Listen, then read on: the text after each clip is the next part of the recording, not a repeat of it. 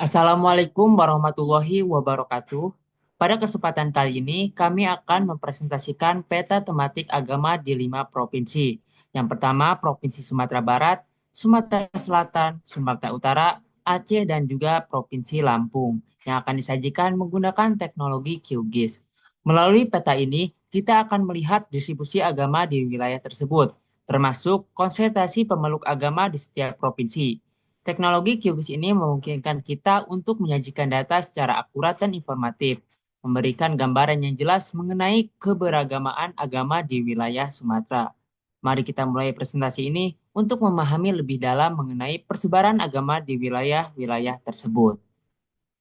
Selanjutnya ada deskripsi provinsi. Yang pertama itu ada Provinsi Sumatera Barat.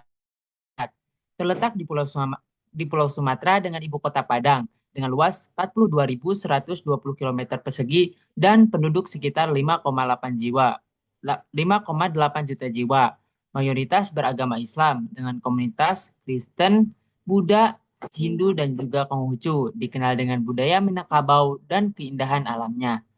Yang kedua, Provinsi Sumatera Selatan, beribu kota di Palembang dengan luas 91.592 km persegi dan penduduk lebih dari 8,6 juta jiwa. Mayoritas agama Islam dengan pemeluk Kristen, Katolik, Buddha, dan juga Hindu. Provinsi ini kaya akan sejarah dan sumber daya alam, seperti pertanian dan juga perkebunan. Yang ketiga ada Sumatera Utara. Ibu kotanya ada di Medan dengan luas 72.981 km persegi dan populasi sekitar 15 juta jiwa.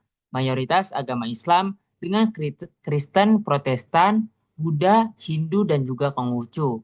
Dikenal dengan Danau Toba dan pariwisata, serta sektor pertanian dan juga perkebunannya. Yang keempat itu ada Provinsi Aceh yang terletak di ujung utara Pulau Sumatera dengan penerapan syariat Islam. Penduduknya mayoritas agama Islam dengan komunitas Kristen, Buddha, Konghucu, dan juga Hindu. Dikenal dengan sejarah perjuangan dan sumber daya alamnya. Yang kelima ada Provinsi Lampung. Ibu kota Bandar Lampung dengan luas wilayah 17.948 km persegi dan penduduk lebih dari 9 juta jiwa. Mayoritas beragama Islam dengan Kristen, Katolik, Hindu, Buddha, dan juga Konghucu.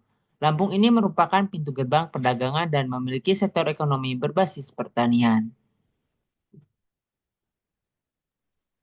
Baik, untuk peta tematiknya sendiri, di mana di sini ada agama Islam, penganut terbanyak berada di Sumatera Utara dengan jumlah 9 juta hingga 10 juta jiwa, dan Lampung 8 hingga 9 juta jiwa, diikuti oleh Sumatera Selatan, Sumatera Barat, dan Aceh. Yang kedua ada agama Kristen. Konsentrasi terbesar terdapat di Sumatera Utara dengan jumlah 921 hingga 4 juta jiwa dan Lampung 100 hingga 921 jiwa, sementara Aceh, Sumatera Selatan, dan Sumatera Barat mencatat jumlah yang lebih kecil. Yang ketiga ada agama Katolik.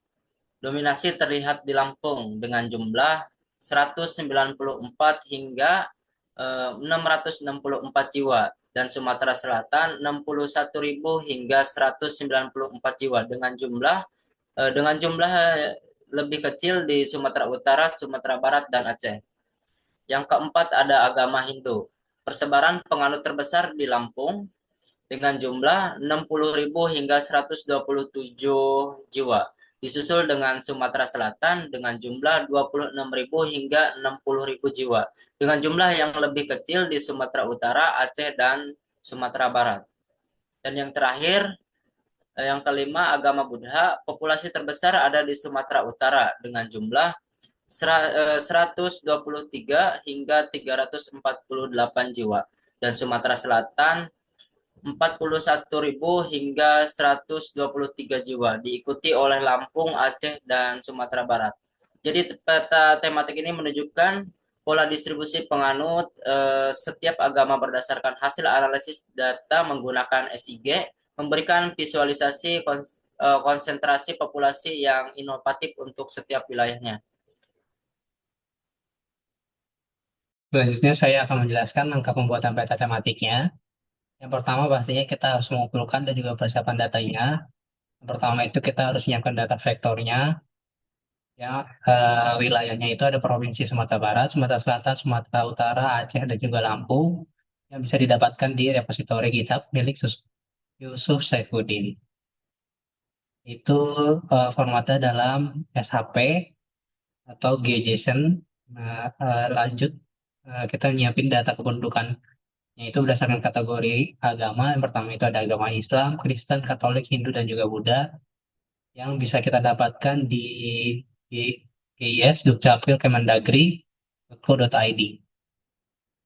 Nah, setelah kita menyiapkan data semuanya, kita masukkan data GJSON-nya dari GitHub itu kita download dulu terlebih dahulu, lalu kita masukkan ke aplikasi GIS-nya yang terlampir seperti gambar berikut, maka akan menghasilkan seperti ini.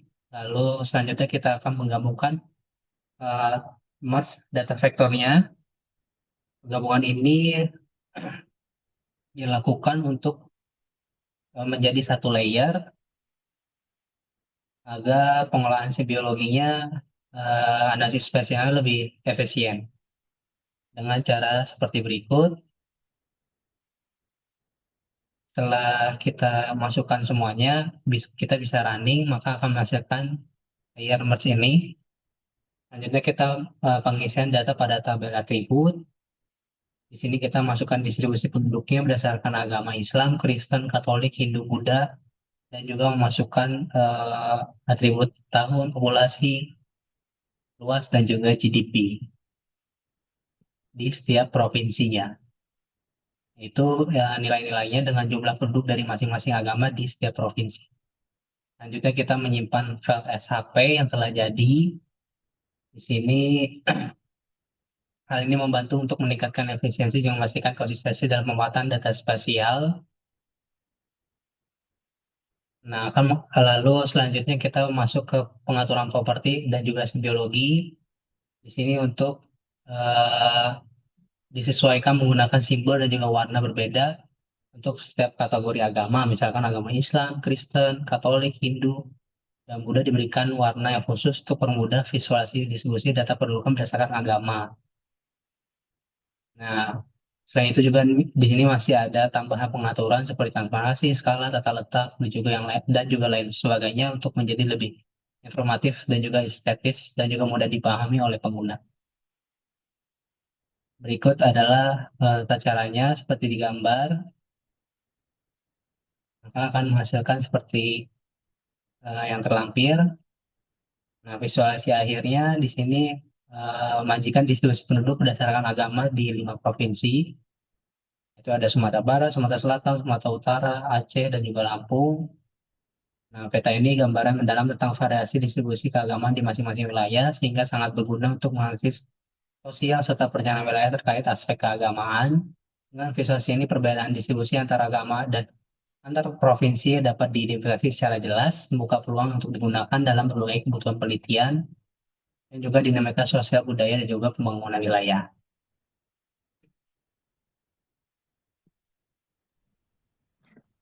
Sudah saya Mungkin itu kembalikan saja, kepada mungkin itu saja presentasi yang dapat kami sampaikan. Mohon maaf apabila ada kesalahan. Wassalamualaikum warahmatullahi wabarakatuh.